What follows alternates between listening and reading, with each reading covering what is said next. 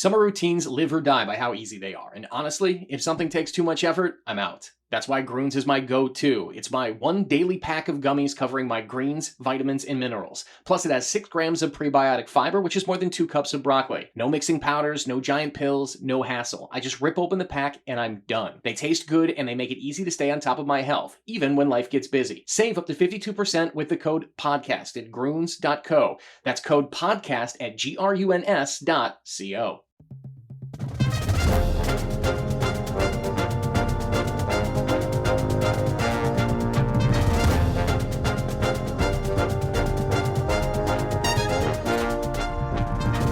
It's the Go Gopher podcast with Mike Grimm, episode number 53. I am Mike Grimm, voice of the Golden Gophers, and welcome back to the podcast. We're talking Golden Gopher basketball in this week's episode with great insight from 2 very familiar voices in Minnesota.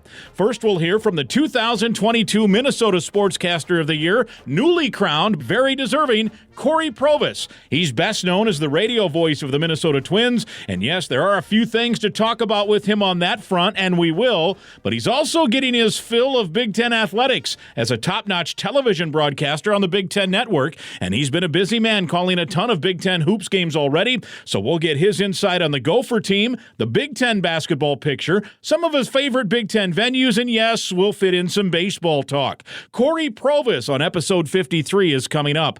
You'll also hear from my broadcast partner Spencer Tollackson from the Gopher Radio Network. We'll get the former Minnesota Mr. Basketball's thoughts on the season and the Big Ten to this point.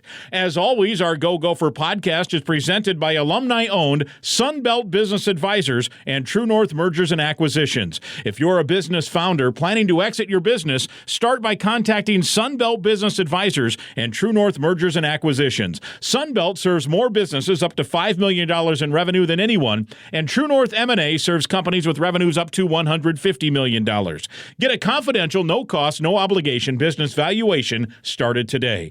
Hey, make the most of your life's work. Visit sunbeltminnesota.com or tnma.com today. I'm so happy to have the podcast associated with those great folks at True North and appreciate their commitment to our show. The leadership group headed by Brian Slipka is all about servant leadership impacting the community. The Go Gopher podcast with Mike Grimm is also partnered with Affinity Plus Federal Credit Union. Like the Gophers, Affinity Plus fundamentally sound with preparation, focus, and follow-through. Affinity Plus, a local Minnesota credit union providing all your banking needs, including a top-ranked mobile app. And talk about community involvement, they've got it, including great work with Special Olympics Minnesota, as well as being top supporters of Gopher athletics. Log on to affinityplus.org/GoGophers for more info. Our podcast is also sponsored by State Farm agent Tony Hoagland at ChamplinInsurance.com. Tony is a big-time Gopher fan. And a reminder, as usual, we're podcasting from the Aquarius Home Services studio for episode 53. I also invite you to subscribe to our podcast. It's free to click that subscribe button. You can listen for free at any time as well. You can go back and listen to previous podcasts, including last week's show, where we had one of my favorite interviews yet on this Go Gopher podcast, talking with one of our all-time favorites, Tanner Morgan, the winningest quarterback in Gopher football history. Go back and have a listen. I know you'll enjoy it. This week, though, we're talking Golden Gopher basketball. It's the Go Gopher podcast, episode 53, and batting leadoff, yes, baseball vernacular, for the radio voice of the Twins, Cory Provus, also from the Big Ten Network, and here's my conversation with him. It's episode number 53, the Go Gopher podcast. Last January, in one of the first handful of episodes, we had Cory Provus on the show, the voice of the Twins on the radio here in Minnesota, and then, of course, regionally, the best known for his work with BTN, both football and men's basketball, and here this January, we can introduce him as the 2022 Minnesota Sportscaster of the Year. Cory, good to see you, and congratulations, a well-deserved honor. Thank you, my friend. And as I've told you this many times over the years, and I don't mind sharing with everybody, you're the best in town. So that means a lot coming from you.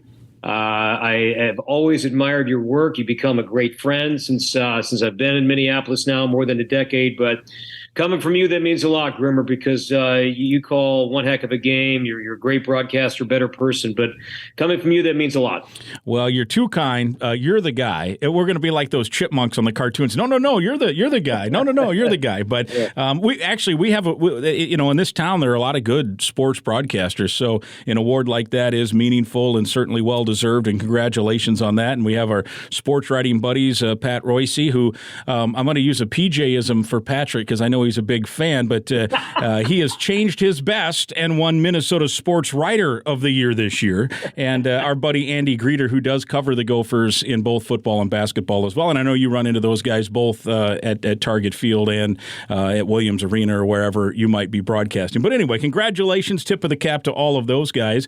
We're going to talk some Twins with you here in a minute because as we talk, you're literally in the house you grew up in Chicago getting ready for Northwestern and Rutgers men's basketball tomorrow night. This is Tuesday late afternoon as we're talking. I'm in our studio here. And so breaking news just a few hours ago with the Twins, Carlos Correa. We'll talk about that in a minute. But it's the Go Gopher podcast. So let's talk some basketball first with Cory Provus, who now, how many Gopher games have you worked? It's got to be 3, 4, 5 games. And it's got to be good. You hop in your car, you drive to the barn, you get the game in, and you get to go home. No flights, no hotels. Beautiful, right?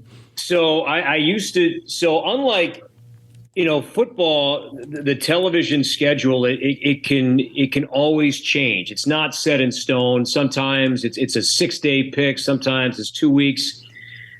Basketball, the television schedule is predetermined. And I used to joke with Richard Pitino all the time.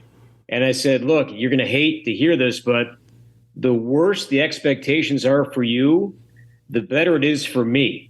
Because if experts don't think that the Golden Gophers are going to be very good in college basketball, that means Big Ten Network is going to have the majority of their games.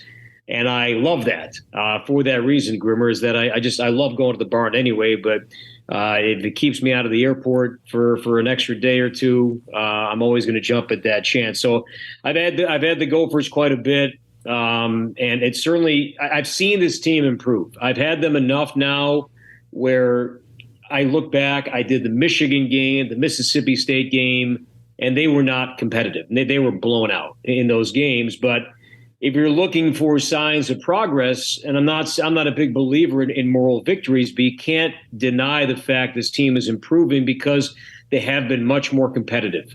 A 3-point loss at Madison, a 2-point overtime loss against Nebraska. That was a fantastic game. The crowd was awesome at the barn. So to me, they're making strides. And, Dawson Garcia is looking like a guy that's settling into his role. Jamison Battle, it's clear what the opposing teams are doing, right? They're taking their best defender, and he's going to be on Battle the entire game. And seeing if this team, which has struggled to score, can get somebody else to do that. And I thought the game that Torrey Samuels had against Nebraska was fantastic. I thought he came up with some big shots. An experienced player, handles the ball well. So they lost the game, but that really was fun. That was a fun afternoon of basketball at the barn, despite that overtime loss against the Huskers. Yeah, and I think those 4 freshmen. In a weird way, I don't think Ben is going to come right out and say it because I think he wanted to get a win. But that Alcorn State cancellation might have been a blessing in disguise a little bit because now instead of worrying about scouting reports in the that December time period and trying to get a win and all those things, they had 3 or 4 straight solid days of just practice and work on their own stuff. And I think what you're seeing in terms of progress, I mean, we're all seeing, but I think that stretch helped where. Because, when you go to these shoot-arounds, once you get into a Big Ten season, you're playing twice a week, sometimes, 3 times in 9 days or what have you. And it's really, there are no practice times. There's nothing where you can get 10 guys out there and work. It's a scouting report. It's, we got to keep fresh legs. And so I do think that stretch, even though they wanted to get that game and probably get a likely win, I think it might have been a blessing in disguise because they had 3 or 4 good days of practice there. They let the guys go home for a couple of days on the holiday and then came back and had another couple of days of preparation, and it looks to me like you said it. Wisconsin, they got down 15, but really aggressive rebounding, and sometimes that's what you need for freshmen, right? Those 4 guys just practice time and just get better. I thought Jaden Henley was a guy that started early in the season. Then his minutes were kind of going away, but I thought he played some great minutes in the second half against Nebraska. That was a good sign. You could see the potential with Pharrell Payne. He's going to be a tough matchup. That you could see the size, the strength. And, Ben Johnson has told us a few times that they have dared him to be great. That's what they have said of this young man in film session, in practice, to dominate, to use that size and let the opposing teams know that this is my space. This is my ball. This is my rim. And I have the size to move some bodies. So you see, steps with him. And Ola Joseph, I think, is going to be a good player. I think Carrington's got a sweet shot that's all going to come around. The one concern, and I'm sure this is the issue that not just the issue, one of them, but if not, it has to be near the top of the list for Ben, is he's got this exciting young class. He's got a great class coming in with Christie and Evans. These guys are going to be really good pieces. But will all these guys stay? Yeah, that's what I'm sure keeps him up at night. Who's to say that everybody in his mind, if he has all this collection of youthful talent at the same time, it's probably going to help and it's going to work, and you're going to see strides and improvement.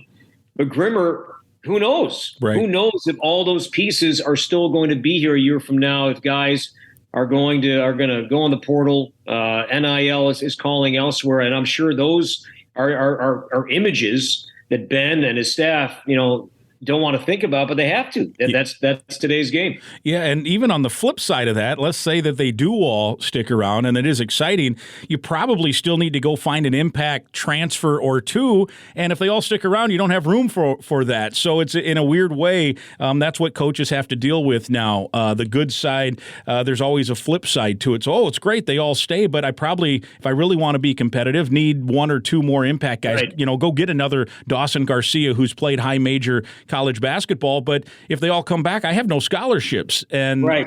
So it's an interesting thing when you're trying now in this day and age to build a program. I doubt you will see Ben Johnson anytime soon once again have a new class with 4 freshmen. Right. I can't see him doing that anymore. 2, maybe 3 max. Grimmer, and then everybody else is from the portal, because these guys want to win. Yeah, I mean, and you think, okay, this is going to be a tough year, but next year will be better. But 10 years ago, you could think like that, but not anymore. I mean, not anymore, because you just cannot guarantee that the guys you do have are going to stay to be a part of that next journey. No doubt. And as it continues to go, as you know, the Big Ten is not an easy league to build in. And Fred Hoiberg commented last year in our pregame interview about that even at Nebraska. And now I thought that their team, Nebraska, played a really good game the other day. And obviously they've got some nice wins over Creighton and such. And, Fred went through some struggles in those first 3 years trying to, assemble a roster. And it's hard in the Big Ten. And he mentioned that in the pregame show. He's like, it is hard. Who are you going to jump?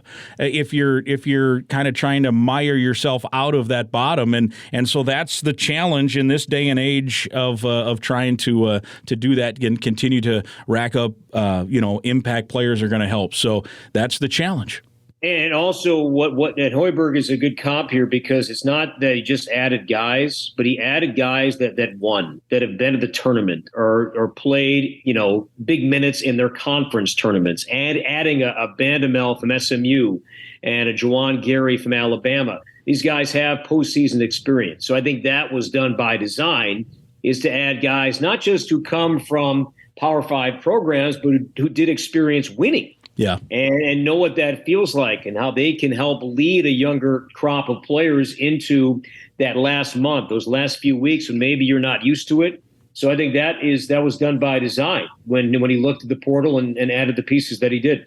You mentioned you love doing games in Minneapolis. I would guess the next best consolation is doing games in your hometown of the Chicagoland area. You're in your childhood home. I guess I don't know if you grew up when your mom and dad are in the houses. We're doing this over tape where you're at when you moved in. But you got to love going back to Chicago, I would think, and go see Northwestern. And it's Rutgers as we tape. It's Tuesday. That game will be tomorrow on BTN, but got to be fun to get back to the Windy City. Yeah, I love coming here because I still have so many, family and friends that live in the area. My in-laws are 15 minutes away. My wife and I are from neighboring suburbs, so I do love coming back here. I don't come here too often, but I part of the charm of doing Big Ten basketball, and I just do Big Ten basketball. I don't do any of their conferences. The arenas. I mean, these are cathedrals in our sport. Grimmer. So going to Assembly Hall and going to the Breslin Center and going to Mackey. I mean, Mackey is my favorite. It's crazy, isn't it? Hope everybody understands. I mean, I love the barn, but nothing beats Mackey Arena. I mean, that place is incredible. And the team is always good. And I think Purdue is probably, not sure how you feel about this, but I think right now the only Final Four, I think, possibility in the Big Ten is Purdue. I think even though with the loss to Rutgers, I still think they're the class of the Big Ten. But then, shoot, 2 through 13, 2 through 12, any given night, a team could beat them. So I think the parity is fantastic. Is it as top heavy as it's been in the past? Probably not. But I think Purdue is clearly, the top dog in the league this season. Yeah, I agree 100%. And they, for whatever reason, even through all those great years of Gene Cady and now Matt Painter's been there, 16, 17 seasons, for whatever reason, they've been short-circuited at varying points of the NCAA tournament. 1980, their last Final Four appearance when Lee Rose was the head coach and Joe Barry Carroll was their starting center. So here we are, and this is another opportunity for them to potentially make it. And let's face it, they were picked 5th, 6th, 7th in the league, and they lost Ivy and some others, Williams, and people weren't sure, but they have the most dominant big man in the country, and the kid just continues to get better. I mean, he supplanted Ivy. We're talking about not Ivy, Edie. We're talking about now supplanted the first team All Big Ten center the year before in Travion Williams was first team All Big Ten, and by the middle of the following year, he wasn't even starting on that team. So I agree. I think that team's the best chance for a Final Four. If a different Big Ten team makes a Final Four, it will be, Izzo magic. Something will happen where the bracket will fall right, and he just has those guys playing in March. So if that happened, would it shock me? No, but you're right. I wouldn't put them on the list of 15 teams that, as of now, I wouldn't put them on a list of, the 15 teams that you would put on a normal list that, hey, here's the group that's going to go. But if Izzo would carry a team there, fine. Or if, Race Thompson and Trace Jackson Davis, now that team's got to get going because they're in a little bit of trouble. But let's say they all get healthy and play. Could they make a run? Probably. Rutgers defends. They all got to make the tournament first. But no, Purdue, I think you're right, is the team in the Big Ten right now that. And, Trace Jackson Davis, he's dealing with, I think, a bit of a bad back that's been nagging him, but still had, 18 points and 24 rebounds in the loss against Northwestern a few days ago. So he's an incredible talent. So I think Indiana certainly has some guys that could make a deep run of the tournament. But right now, I think it's Purdue clearly above every other team in the Big Ten. Yep, I agree. And then you got all these you mentioned, like 2 through wherever, like a Rutgers. They beat Purdue. They have some great games. And then Iowa, who had lost to Nebraska, and you weren't sure after they had that hot start. They blew out Iowa State in a non-conference game, and you're thinking, man, these Hawkeyes might have it. And then Patrick McCaffrey, says, hey, I just got to step away for a minute, and we feel for him. The pressure that all these kids are now under with social media and TV and everything else that goes on with it, message boards, and who knows what else. I totally understand it, and I'm glad that there are players now comfortable enough in struggling to say, hey, I need some help here, and it's happening all over the country in terms of the resources being put forth, and that Big Ten's been in the forefront. But all of a sudden, Iowa's now won a couple in a row. They had that great comeback against Indiana, and then they go out to Rutgers and win, and a place the rack, I guess it's Jersey Mike's now, but that's another hard place to go win, and it's a cool place. You got to bring your own little lantern to see in that place if you're going to broadcast, but you got to do it. But it's a cool spot. It's a weird spot. It reminds me of a little mini NASCAR track, the way those bleachers are so tall and one set. It's not like an upper deck or a lower deck. But so I called games there in college because when I was in Syracuse, Rutgers was in the Big East. So it was always a blast going there for Big East basketball. It's small. It gets hot in there. They could have a day where, it's in February and it's rather balmy outside, but they still have the heat going and they can't really adjust that.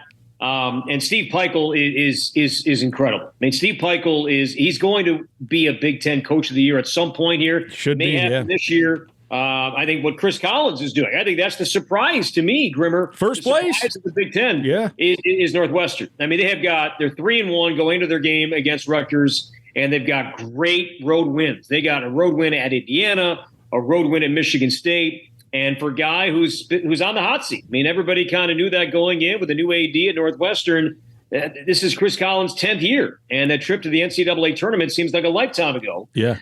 But he's got a really good team, a veteran team that is playing pretty well. And if they beat Rutgers, Northwestern could be ranked. Yeah. They could be ranked this time next week, which they haven't been ranked in about, 4 or 5 years. Right, and they're in most of the mock brackets right now, or at least, in that group of being considered. And you think about what they did. If I'm, and I follow it, but until the Gophers play a team, it's hard to really dive into it. But I think I'm correct in this, in that they lost a grad transfer or portal transfer to Duke and North Carolina. Yeah. And now it was Pete Nance and Ryan Young. Yeah, both to Duke and North Carolina. Yeah, and now they're in first place. They lose 2 guys to Duke and North Carolina, and they're in first place. Crazy. Yeah, Chase Audige had 6 steals in the game against Indiana, and to me, he's in that top 5 right now, Big Ten Defensive Player of the Year. He's a problem, and they have this new staff that Chris Collins put together, and they've really turned things around defensively.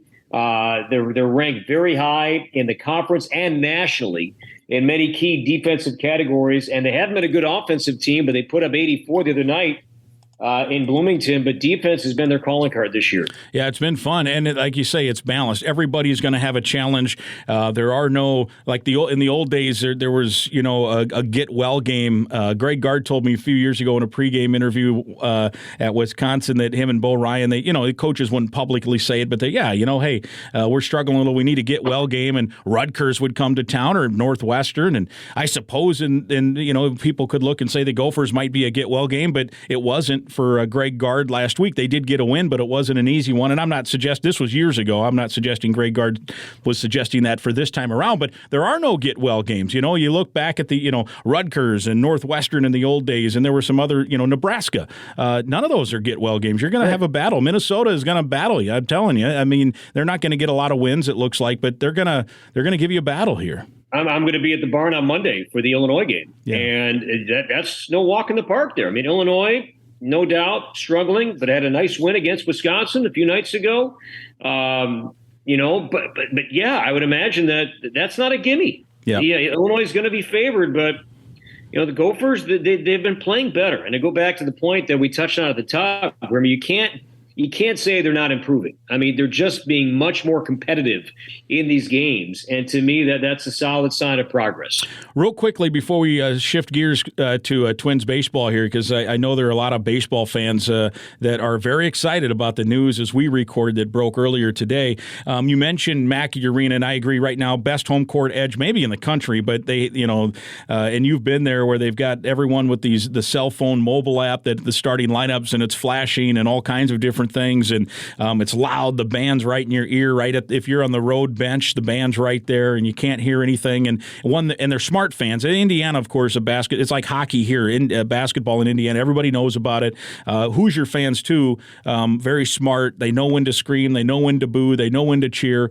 And so. You mentioned Mackey Arena. Give me a little ranking, maybe a top 5. And I'm not asking hardest place to play, best home court edge, but maybe your favorite spots to go visit due to whatever reason you want to throw into the criteria of your top 5 places to go watch a basketball game in the Big Ten. Yeah, Mackey is one. I think that's my favorite. Assembly Hall in Bloomington is special. So if you just get a chance to go there, and I'm more biased when I get a chance to go to these places for conference games because it has a whole different feel than it does for a December non-conference game. But being in Bloomington, I'm not talking about a blue blood Big Ten battle. It could be a Nebraska game, Penn State, and I've seen the visiting team win there. Yep. In league play. That's special. I love the barn for a Gopher Badger game. I think that place is so fun for that matchup. And, it's not 50-50 in terms of the fan base, but it's probably 60-40. Yeah. I'd say 65-35 because there are so many Wisconsin fans and alums that live in the area that you see it, you hear it, and I think that's really special. And then just from a personal standpoint, because I get a chance to do games with guys like Robbie Hummel and Sean Morris and Stephen Bardo, but going to Champaign with Stephen Bardo and just seeing how much he is revered and how much he is beloved by ushers, by fans and parents and coaches and players especially. So that's part of the fun for me is getting a chance to do these games with my friends, but back at their alma mater and seeing that, they hadn't played in decades, but they're still remembered well. And I think that's really cool. And I joke with, going back to Mackey, but doing a game at Purdue with Robbie Hummel, every time I think of Coming to America, and Eddie Murphy and throwing flower petals at his feet, because that's what it reminds me of doing a game with Robbie. I mean, he's got better parking than Painter at that place. So those are the arenas and gyms. And the Breslin Center to me is cool too for a conference game. The student section right off the floor, they get into it too a little bit. So there are many, but those are some of the venues that come to mind. Yeah, that top five is exactly my top five. Those five, absolutely. And I would think you probably got a little soft spot in your heart going back to Chicago. It doesn't, though, atmosphere rank in there when you go to a Northwestern game. And I have the same because I have family still in Iowa. I enjoy, and I grew up going to games, as many know. I grew up there, going to games there. It's not a great arena. It is a good home court edge. It can get loud, but that's not going to crack the top five. But I do enjoy that visit back there just to see friends, family, and old buddies. So here's why, and again, this is broadcaster problem 101, right? So at Carver Hawkeye, we've got a great seat, center of the floor, right on the floor. But when the ball goes in the corners, we're a little bit back. Yeah. And if there are fans standing up, you can't see. You can't. Right. If there's a ball down that near sideline, remember, you cannot see the player. And if they're standing up and the moment's good. So at that moment, we're like everybody else. We're watching the monitor. Yep. We're there, but we can't see unless I go on Sean's shoulders. I can't see the floor. So that to me, that's why they didn't make my top five. Just little things like that. Right. And they're big problems. Yeah. But that's why Carver Hawkeye did not make my top five. Yeah, it does become, when you think of it from the broadcast perspective, and TV is a little different than radio, you guys get right at half court almost at all the places. Courtside. I don't like to do courtside games. I've talked about this before because they usually put us right next to the Gopher bench. And while I love seeing the action, and nobody cares about us, nor should they, but you've got Ed Hightower standing in front of us, or Ben Johnson, or Richard Pitino, whoever, Tubby Smith, whoever the coach has been, and they stand in front. And then certain spots, I don't know if it's because of how long the scoring table is, where the bench is. The floor obviously is the same size anywhere, but I joked with Spencer Tollackson after the game at Maryland last year that I literally saw half the game. Like there were times where I had no idea who even made who even took the shot, because between the ref and again, Ben doesn't care about radio, nor should he. I'm not suggesting that, but where he has chosen strategically to stand, where he's comfortable standing, just happens to be at Maryland, right in front of where Spencer and I sit. So I prefer up off the floor a little. You mentioned Maryland, and I hope that Kevin Willard brings Maryland back, because that was a place, too, when Maryland was just joining the Big Ten. Yeah, right. But when they were throwing out Melo Trimble and, Rashid Suleiman and Jake Lehman and studs, great players, and the fans behind the basket, they'd unfurl the state flag. Yeah, they got that. They call it the hill or whatever, yeah. Yeah, that was great. Yeah. So when Maryland is going right and they capture that DMV area and they have all that talent in that area to recruit. When Maryland is a big deal, it's a big deal for the Big Ten. It's a big deal for college basketball, because that was a great venue when they're playing well. When they're a top 15, top 10, top 20 team, they come out and really support that team well. Yeah, hard place to win for sure. All right, so you're on TV tomorrow as we record Tuesday. You're on Wednesday night, BTN, Northwestern, and Rutgers. Who you working with? Robbie Hummel, who did 2 games on Sunday. Jeez, the guy doubleheader. He did the Rutgers Iowa game in Jersey. Yeah. And then I think he had a fancy car ride down, I guess, I-95 or something. And then he was at the Palestra. Oh, for Purdue and Penn State. Yeah. So he did 2 games in one day back on Sunday. So sadly, I think he's only doing 1. Yeah. I think so. I think he's just doing our game tomorrow night, but I'll find out. Yeah, well, baseball vernacular with the voice of the Twins, a doubleheader of sorts, twin bill for Robbie Hummel. Well, let's quickly talk some Twins baseball. Again, as we talk, it's late Tuesday afternoon, just before lunchtime, Minnesota time on Tuesday. The Twins, nobody's made any announcement, but leaks have been made, and there's been an agreement of terms. As we speak now, this is what we know. The terms are 6 years, $300 million. The Twins shortstop from last year, Carlos Correa, after flirting and agreeing to terms with 2 other teams for longer-term deals, has decided that Minnesota is now, through all of that, the best bet. Your initial reaction, and I'm guessing you had maybe heard a few rumblings that it may be leading to this, but what was your thought when you heard that news? You said 6 for $200 million, unless you broke something, right? Oh, what did I say? Did I say 300? Oh, no, million. Not 300. No, that'd be the highest paid player in the history of anything outside of soccer or Formula One. Spencer Tollackson money there. Yes. No. I'm sorry. If I said 300, I meant, you're right. Okay. 6 and 200. Correct. 6 for 2. I am stunned. I'm thrilled. I don't see how, and if indeed this deal comes to fruition, how can a Twins fan say this is a bad thing? This is wonderful. This is a great signing that the Twins, if indeed this happens, locked up one of the best players in the game during his prime years. Because that's always been the concern, right? You pay these massive contracts all these years, knowing that the front end, you better cash in because the back end, it's going to be a problem. Well, those back end years are vesting options. And if indeed those options do vest, the numbers still reflect the age of the player. So Carlos is going to make the most money during his prime years of this 6-year guaranteed contract with no opt-outs. I think this is fantastic. Theoretically, to have, Buxton for the next 6 years, 7 years, whatever, in center, and to have Correa for the next 6 years and not worried about an opt-out. I mean, those are 2 stars to be on the field, we hope, on a daily basis, on a nightly basis, and for the next 6 years. This is fantastic. It doesn't solve every problem. But if indeed this deal, is finalized, Grimmer, this is a fantastic day in terms of Minnesota Twins baseball and Twins territory, locking up a guy that I didn't see a path for this. I didn't. And credit Derek Falvey and Thad Levine and the Pohlad family and Dave St. Peter. It's a lot of money, but they came up with a way creatively to up the annual average value, but condense the length of the deal. And if you're a small to mid-market team, which the Twins are, it's hard to have those 12-year deals and then not get much back. Other teams can kind of, write that off with their television contracts and other ways that they make revenue. Twins can't do that right now.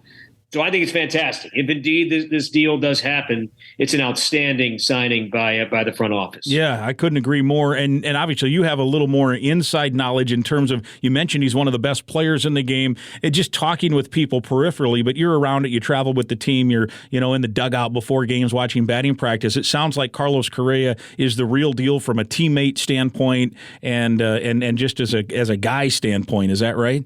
Yes, and he is incredibly analytically driven. So if you're going to come at him with some baseball conversation, you just can't lean on batting average, home runs, and RBI. You better be ready to throw out, weighted runs created plus, OPS plus, DRS, outs above average. That's what he does. He studies Baseball Savant, and he studies Fangraphs. He looks at reference and all that too. But this is a guy that spends a lot of time looking at his advanced numbers, his exit velocity, his launch angle. And if you saw last season, Correa would often, for a pitcher-catcher meeting at the mound during the middle of an opposing player's at-bat, that he would be, a focal point of that conversation, and he would listen to what the pitcher and catcher were debating. It could be a 1-1 count, a 2-1 count, and he would say, no, that's a bad idea. Do you know what this guy's OPS is on a slider with a 2-1 count? He knew that. Yeah. He could kind of go with that information at that moment, and that's not the norm. And the one head scratcher for me during this whole process with the Mets, The last game of the season last year, Twins finished in Chicago. And I had a chance to have a one-on-one with Correa in the dugout at Guaranteed Rate Field. And we spoke for a half hour, and maybe, 5-8 minutes of it aired during the pregame show. And one of the topics he raised was how excited he was to play short come 2023 with the shift restrictions now in place, to be an athlete, to make those plays in the hole, to make that play up the middle. And going to New York with the Mets, he was going to be deprived of that. Outside of a Lindor injury or a day off, he was going to play third base. And he was going to do that because the Mets are the super team, certainly could win it all, still could. Lindor's one of his buddies, two guys from Puerto Rico. So he was going to sacrifice a position he's so good at playing, and he loves to play, in order to put himself in a better spot to win. Now, I can't argue that thinking, but I know there's a part of him that he is thrilled that he's going to be a shortstop. Yeah. He's 6'4", tall shortstop in Twins history. And when it's all said and done, he'll be the best shortstop in Twins history, barring, a catastrophic injury here that sidelines him for years. He will be the best shortstop, by far in Twins history, with what he can do, because he can make plays that the average Twin shortstop previously, no knock, and some great players, some world champions. But I think they would tell you that what Correa could do, they couldn't. So it's going to be, he's a special player. He's a leader. He's a winner. And a guy that has a great postseason pedigree. Yes, you can't dismiss 17, part of that cheating Astros team. But not just 17. Look at his postseason numbers outside that 17 season. This guy has done it on the biggest stage many, many times. Yeah, and you mentioned his knack or his knowledge of the game, and I get a kick because in post-game interviews, he'll actually cite some of those stats about whatever, this and that. And I got the biggest kick out of, I think it was when the Twins traded for Tyler Mahle, and he was asked about it, and he's citing like swing and miss rate and all this stuff. It was like, I think he's second in the National League in swing and miss rate, and high fastball is great and all this stuff. And I'm like, it's incredible. The knowledge. So that was his baseball savant page, what he was talking about. And if you look at a player's profile, you want to be in the red. Yeah. So red, you're in the higher percentile of various categories. And I think what he said was that with Tyler Mahle, he's like, I don't know much about him, but I went to his baseball savant page and I saw a lot of red. and that's a good thing. No doubt. Well, I've kept you way too long. I promised, a few minutes, and now here we are chatting. But you're always compelling, so we appreciate it. And I know Twins fans listening are now saying, this is awesome, but are they going to be able to add any pitching? And that's my last question for you. Are you comfortable with what they've got now, both starting and bullpen? And do you think there's still some moves to make before Fort Myers hits here? I hope so. I think there are a few, but I think what Derek and Thad and his group, and I think they would not shy away from this because it is factual. What they have really struggled with since they took over is drafting and developing their own homegrown starting pitching. Now, have we seen a little bit of that wave come with Louis Varland, one of those guys, and Bailey Ober? Are we seeing some of that? I know Joe Ryan was drafted by Tampa Bay, but he came along, late in his career, in his minor league career after the trade with the Rays for Nelson Cruz. So I think that's what they're hoping that they can still hit on. Now, many of their top pitching prospects just have not gotten the ball. In the last couple of years, no minor league season in 2020. And then injuries popped up for a variety of guys. So I think that's the area of concern, is that still do they have enough pitching? I feel okay about the bullpen. I feel pretty good about. I mean, with Joan Duran and Jorge Lopez, they got some power back there. And Griffin Jax had a really good season. Here's a guy, and I saw a video of him. I think he hit 100 miles an hour, doing one of his weighted throwing sessions in Arizona. So I think there's potential there in the bullpen. I feel good about that. But I think starting pitching, they still need to add. And I still have, I look at the position players and they have more guys than spots. Like I'm still not sold if Kepler is going to be on this team, 3 months from now, because, Trevor Larnach, I think he's going to be on the team. Alex Kirilloff, to me, is a big year for him, Grimmer. I mean, he's had this wrist injury, and that's a scary one. For a guy that is a natural hitter who has a great swing. He's almost had 2 lost seasons now with a bad wrist, and he had kind of a unique procedure on that wrist at the end or during the middle of last season that ended his year. I don't know where he's at in his recovery. So there are some big names that we've seen and heard about, but where are they at? Royce Lewis, hopefully he can come back. What a treat that was to watch last season before he got hurt again. He won't be ready opening day, but maybe the second half of the year we get a chance to see Royce back with the team. But yeah, still pitching. Still pitching is where this team has to improve upon. Cleveland's awesome. They've got a great farm system. They've got young arms. They got great young talent. And they didn't need to add much to their team. And they added Josh Bell to be a slugging first baseman. That's a good pickup for them. The White Sox, they still have talent. They still have talent. I was hoping that Andrew Benintendi was going to sign outside the division because he kills the Twins. Kills them. He does. No matter then with the Red Sox, the Royals, it doesn't matter. He kills us. So I was hoping that guy wouldn't see him. Now it's 14 times, not 19 times anymore. So we'll see the White Sox 14 times, but the Twins certainly. They can win this division. I mean, bringing Correa back, if indeed this happens, this absolutely can be a team that can win the division in 2023. Well, very good, man. Like I said, I kept you too long, but it's always great stuff. You're a machine, brother. We appreciate it. Congrats again on the award, and good luck on the broadcast tomorrow. We'll look forward to seeing you next Monday at Williams Arena. See you at the barn on Monday, Grimmer. Thanks, pal. All right. He's Cory Provus, Minnesota Sportscaster of the Year. It's the Go Gopher Podcast, episode number 53. My thanks to the talented Cory Provus for coming on the podcast and talking ball, basket, and base. Time for a break. When we come back, it'll be my pleasure to welcome back to the podcast my Gopher Radio Network partner, Spencer Tollackson. He's next. I'm Clay Geary, walk-on turned scholarship wide receiver for Gopher football. And I'm Ben Utek, U of M alumni, Super Bowl champion, and Tony Dungy Uncommon Award winner. We understand championship culture, which is why we're part of the True North family of companies. True North invests in only elite teams, like the champion team at Sunbelt Business Advisors. With more brokers, buyers, and offers, Sunbelt gets owners 15% more than the market average. Learn more about this True North company at sunbeltminnesota.com. Hi, Gopher fans. This is your State Farm agent, Tony Hoagland. We are looking for diehard Gopher fans to join our sales team and our internship team. If you want to join a winning culture and become a good neighbor today, head over to our website at champlininsurance.com and apply online today. Welcome back. Go Gopher Podcast, episode number 53, making a return to the podcast. Our buddy Spencer Tollackson, Gopher Radio Network, former Golden Gopher big man, and Mr. Basketball Minnesota 2000 what, Spencer? 2004. You're dating me now, Grimmer. Yeah, 2004. Yeah, 2004, Mr. Basketball. We'll keep going with that. Man, you're an old man. There's no question. That's true. Not as old as your partner, but you're still getting old. There's no doubt about that. 17 years for me here at the Gopher Radio Network, and that means, if my math's right, 14 years now. You and I working together on the Gopher broadcast, which is pretty cool. It's been pretty cool.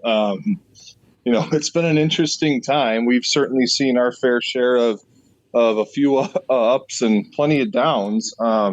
Has it been 14 years? It's amazing how much, just looking back, not only like how much the team and the program specifically has evolved, but, your kids are now in college and out of college, and I have kids. And, when I started doing this, it was 2 years out of school. So it's just crazy that it's really been 13 going on 14 years now.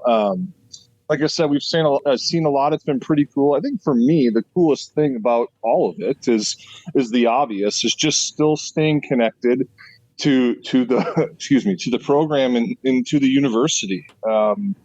It's been awesome. Some of the places that we've gotten to call games in already. It's been fun. I'm looking forward to many more years to come.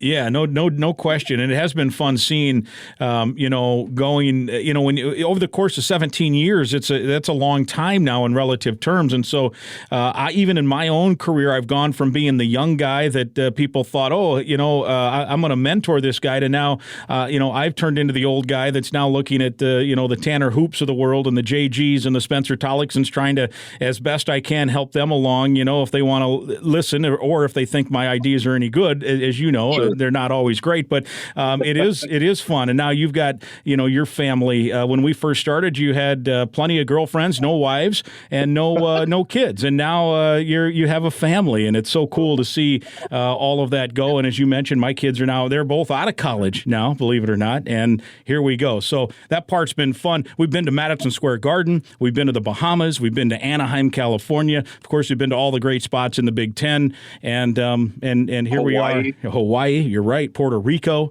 Florida State about 19 times. But, there's worse places to go for the Big Ten ACC Challenge than Tallahassee. That was always fun as well. So, yeah, we've had some fun and crazy times over the course of time. 2023 now is the calendar year. The Golden Gophers are looking for win number one. We're talking win number one in the Big Ten.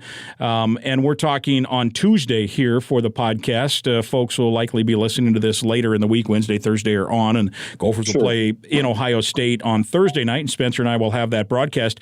Right now, your initial impressions when you watch this Golden Gopher team play right now, and especially maybe since the turn of the calendar year, the Gophers are 0-2, but two, I think, pretty tightly contested games that personally they're showing some progress here.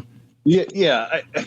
It's unfortunate in terms of expectations. We're at this point in the season where we're having these topics of conversation, but they are relevant. And when the season's gone the way it has, I think you have to look at what's to improve, but also recognize the progress and the guys that are getting better in the way that they've played in the last few games. I thought coming out of the game against Wisconsin, look, say what you want about the turnovers, and they will clean them up, and they did clean them up. They proved that they can in the contest against Nebraska. But that game against Wisconsin was really the first time that I was confident and comfortable leaving that game going, man, that team looked like last year's team. That team looked hungry. That team looked like they had a chip on their shoulder. Sure, it was ugly at times, but that's how last year's team played, and that's how we had been accustomed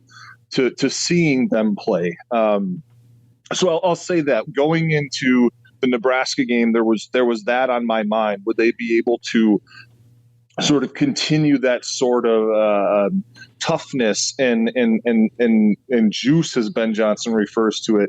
And I think they did. Now, unfortunately, you have to learn at the same time as losing, which is very difficult. But I think that if Ben focuses on the positives and getting back to, sure, the stuff they have to clean up, but the non-intangibles, just playing really, really hard, trying to outwork guys, getting those 50-50 balls. Grimmer, how many times have we referred to in the last few calls versus the previous calls Minnesota getting to more 50-50 balls, or at least being the first one on the floor to those? I think if you focus on those type of spots, if you will, for lack of a better way to say it, during the game, I think there is something to build off of. Particularly with Jamison Battle, Dawson Garcia, as well as Pharrell Payne, and even these young guys. I think Joshua Ola-Joseph has played. I mean, who knew that he'd step into the role that is this year as a true freshman? So go ahead. No, I was going to say it might have been his best game against Nebraska. He had 10 or 12 points all in the second half or overtime, and got his first assist of the season, which it took a while, but hopefully that's the first of a few. Chris Humphreys blush. Yeah, but my thought too along that, as you were talking, that popped into my mind is that, to use a hockey term, the compete level. Every time you hear an NHL coach talk, it's like our compete level was good, and there's something to be said for that when you're covering an entire rink and the intensity level with which you have to play. And sometimes teams just don't bring it every night, and it's not anything malicious. Sometimes it's not there. I think in the Gophers' case, when you have 4 freshmen and then you got a couple of transfers from levels lower than the Big Ten, I don't think it was malicious. I think they thought they were playing hard, but I think they're now starting to learn really what compete level is if you want to be in Big Ten games. And they got blown out by Michigan and Purdue in December. They didn't play great against Virginia Tech, although there were flashes. There were also times where that compete level went away. So I do think that they're learning now what that compete level has to be, and obviously the hope now is that continues to progress. And I think either you or I made the point in the broadcast the other night. It's just evident or apparent how up and down the freshmen can be Yep. and have been. And that's just As expected, right? I mean, as expected. Yep. The expectation is that the freshmen this year are going to play a lot of minutes, and a lot of those minutes for a lot of those freshmen are going to be really good and really bad. And you're going to have to take the good with the bad. But that said, you can see progression in Joshua Ola-Joseph from the beginning of the year to now. Braden Carrington, even Pharrell Payne. I don't know how, because Dawson Garcia was so effective in the post against Nebraska, but I'd love to find a way to get Pharrell Payne more minutes, just to get him more touches around the basket. Obviously, his free throw shooting hinders that at times in closely contested games, but he puts so much foul pressure on the opposition. But again, going down a rabbit hole, Grimmer, yeah, some of these young guys, it's just so apparent of how up and down the freshmen can be. And he has, and unfortunately for Ben, he has to lean on a lot of freshmen this year to play a lot of minutes. But that should be expected with these freshmen, that they're going to be up and down. yeah, and you just hope you see continued fight. I mentioned with Cory Provus, who was in this segment of this podcast as well, our good friend from BTN and, of course, from the Twins, that I think it potentially was a blessing in disguise that Alcorn State game was called off. Obviously, the Gophers would have loved to have played it, would have loved to have gotten another win just to tack on. There's no guarantee, but it's likely they were going to win that game, right? Right. But in hindsight, that might have been, and maybe I'm reading too much into it, but in talking with Ben Johnson, and he hasn't said this is my own thinking, just in hearing how he explained what they did instead of the game, and they practiced for 3 or 4 straight days, and they got Christmas time off, then they came back and practiced for another 2 or 3 or 4 more days, and then you could, I thought, see a tangible difference in that energy level with Wisconsin. And as you know, when you get into the season, it's hard to practice and get better because you're always worried about a scouting report and do you want fresh legs. Yeah. And when that game got gassed, it was a day ahead of time, and all of a sudden they could go into a different mode and work on things. And I think, maybe I'm wrong, but just hearing how, they talked about they had competitive games, scrimmages, 3-on-3, different contests, and I think that maybe in retrospect that might have been a blessing in disguise to get these guys just to get intense and play hard. And again, nothing of it's malicious. It's just they have to learn that. They think they're playing hard until all of a sudden, Purdue comes out and plays defense on you. And you're like, holy crap, this is different. You got to learn it. But I do think that practice time over the holidays probably helped them more than a game against Alcorn State might have. That, as well as being able to understand, to your point, Grimmer, the compete level that, look, I've played in this league, like you said, 13, 14 years now, intimately close, been to every arena, seen every team, every coach in person. I think it's the old cliche, but it is an understatement of how hard you have to play in this league. And then once you have that, then you layer the talent on top of it. Like, playing hard has to be like the baseline, right? Yep. And you look at the Shrewsburys at Penn State and the Painters and those type of coaches that have established Izzo how you at least have to play to compete. And then you layer the talent on top of it. So I think in that time period, there was probably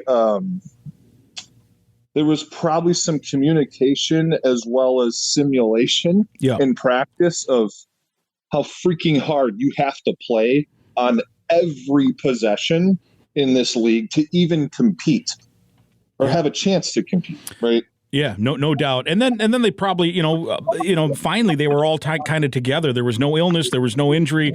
Carrington missed time, Battle missed time, Garcia was sick, Trayton Thompson missed time, and so about that time they all kind of got healthy. Now that said, they're still sitting at 6-8. They're 0-4 in the league. It's not certainly, it's not, oh hey, here we go off to the races. But they're at a point that's what you have to look for is progress. And those freshmen, that core hopefully stays together. You tack in the recruiting class. Guys progress. Maybe you get another impact transfer or 2 over the next handful of seasons, and you see where you are. And that's certainly the goal is to keep progress. Stay with us here. I want to talk for a minute about Affinity Plus. It's your local credit union, proudly serving Minnesota since 1930.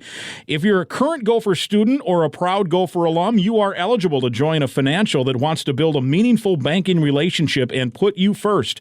Meet with a local employee at any of their branches statewide, including including right off campus in Minneapolis. To learn more or find another way to connect with Affinity Plus, here's the webpage we want you to go to, affinityplus.org/Go Gophers, affinityplus.org/Go Gophers. And if you do establish a meaningful banking relationship, please tell them you heard about Affinity Plus on the Go Gopher podcast. Affinity Plus Federal Credit Union, federally insured by NCUA. Spencer Tollackson with us this segment, Go Gopher podcast, episode 53. A year ago, Spence, you and I were in East Lansing about this week. We did this podcast in our hotel room, and we talked about Ben Johnson in year one. And at that point, it was coming off that 10-1 start, I believe it was, with a one conference loss there, an upset against Michigan in Ann Arbor. And we talked about the command that we were both a little surprised Ben Johnson just had immediately this great command.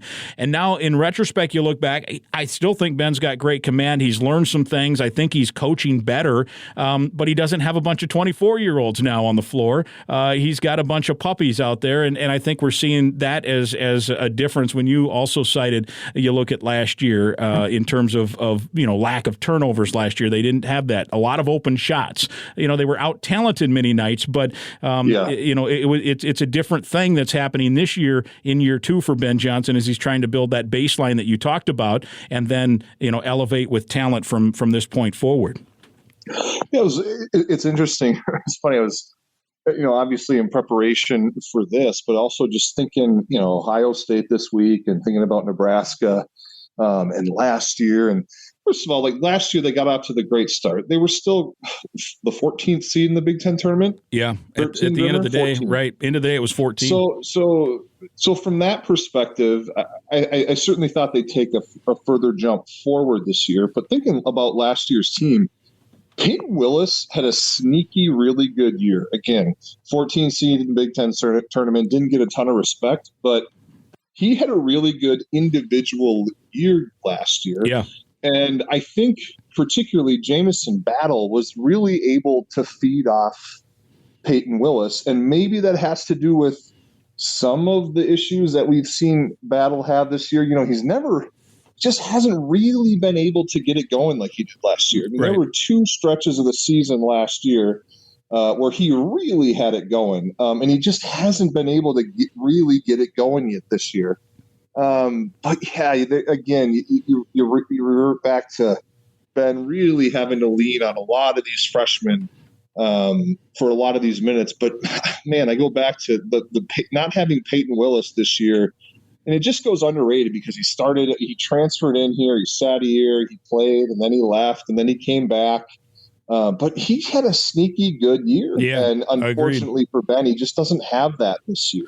Yeah, and there are guys, Talon Cooper is a veteran, but he's not played, in a league like the Big Ten, and I like him. I mean, I think he's got some real, savviness to him. He's amongst the country's leaders in assists. He's shooting the ball better than his career numbers would indicate, so that's a positive as well. But even with that, there are times where he had 6 turnovers in Madison, and your point guard, if you're going to win in the Kohl Center, your point guard can't have 6 turnovers. So that's a learning curve as well for that. And then you're going against other teams, and I don't care what the sport is. We talk about it in football a lot, but if you're 18 and you're going against a 24-year-old and the 18-year-old is more talented, he's going to win some battles, but it's like your older brother. If you're a younger brother, it's hard to go against your older brother physically, mentally, everything. I mean, Walker for Nebraska, who had a nice game Saturday, probably the player of the game outside of Garcia, he's 25, and he's going against, an 18-year-old Pharrell Payne and Dawson's been around, but Garcia's, he's not 25.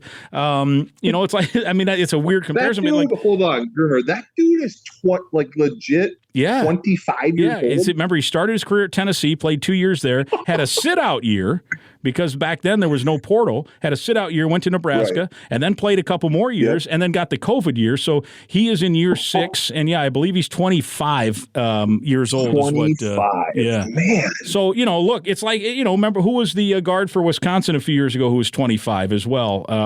Name's escaping me now, but it was, Trice? Yeah, Trice. His brother played at Michigan State. Yeah. Yep, Trice. He was 25 or 24. I remember at that time, and that was a while ago, he was like 3 years older than like D'Angelo Russell, or maybe the same age. I can't remember. But anyway, but I'm telling you, it's like you go to Russell's starting for the Wolves. And we're in our fourth time at the Kohl Center against this dude. Yeah, and so that matters. And this is a really stupid comparison, and I'm saying it somewhat tongue in cheek, but it's not that much different than like some 26-year-old hotshot goes to the Y, right? And then there's always some 44-year-old dude that's going to stick it to him. There just is, right? The old matters, and that's where the Gophers got to get. And look, this is an excuse making because they could have prevented it with different roster management, or they could have gone a different way. But Ben definitely, as you said, Ben wanted to establish this toughness and the mentality, and now he's really what he has right now this year really should be. And I'm not trying to play games with wording or whatever, but this really is a year one situation for him now. This is, last year he got, a bunch of old guys just to establish the culture. And now this is really where he's going to dig in and be patient and get these young guys to learn it, and then, ride them for a while you also add other talent, I think. That's where they've put the position in for the moment. But there's also nothing that says Ben and this staff and this program can't evolve and go out and get a guy or two or three in the portal. I mean, I've also been thinking just a lot about this in general, about college basketball and coaching and, seeing Tom Izzo on TV and this portal thing and hearing all this stuff. I mean, it as cliche as it is, it's just different now. Like when I played, if you were considering transfer, it was like a black eye, a no-no. You didn't transfer, and if you did, there was a penalty for it. And now it's almost like it's assumed that you were going to play for more than one school throughout your course of the career, because you're going to try to maximize on any NIL money or any opportunity that might be passed your way. So it's just very, very different. With all that in mind, there's an opportunity for Ben and this staff to build the roster in conjunction to what they have next year coming in to go get a transfer. Right. I think that is an underrated element with college basketball, is this mentality or expectation that you have to wait. You can wait, but there are plenty of programs out there right now that in a short period of time, through the transfer portal, not necessarily going the high school route, that are winning. So there's also opportunities, and we'll see what the staff does, and we'll see the direction that they go. They got a great high school class coming in with the Christie kid and Evans, but there's always going to be opportunities to add pieces.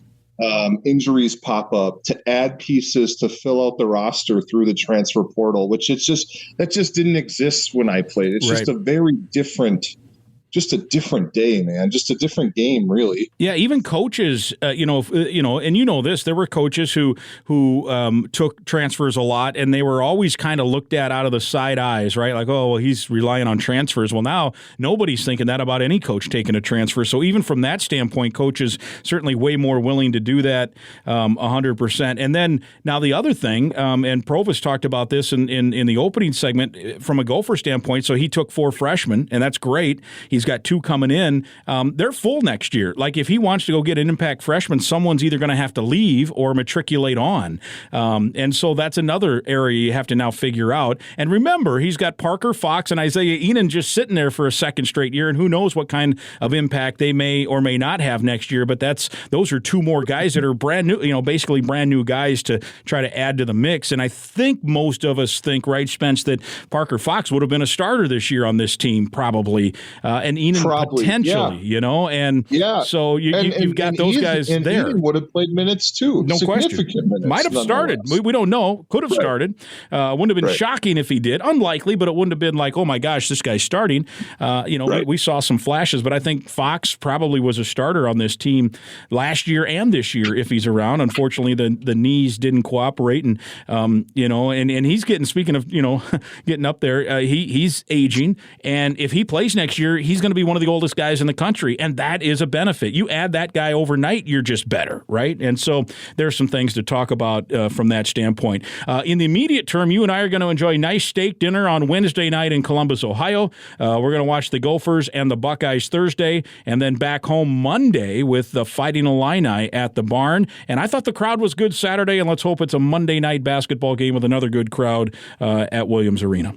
Yeah, I'll say this. If the other night, or the other day, I should say, the other afternoon, if that's what the baseline is the rest of the year at Williams Arena, I think I can live with that. I think I'm with you. The crowd wasn't great, but it was good. Yep. It was somewhere around good. And I think with a team that's 0-4 and 6-8 overall, I think you take crowds like that. And I think, look, it wasn't jammed in there, but I think there were at times the crowd was certainly engaged, and the team did indeed feed off the energy that they did provide. Yeah, and no students. Remember, when the students come back, that changes the whole building, right? So for sure. Yep. Awesome. Well, sure. Hey, we'll see you tomorrow at the airport, and look forward to it. Sounds good, Grimmer. Thanks for having me, man. Thanks once again to my good pal Spencer Tollackson for sharing his insights, both from his perspective as a broadcaster and as an alum and former Gopher player. Also, a big shout out to Cory Provus, our good friend from the Twins and from the BTN. I hope you enjoyed listening to those conversations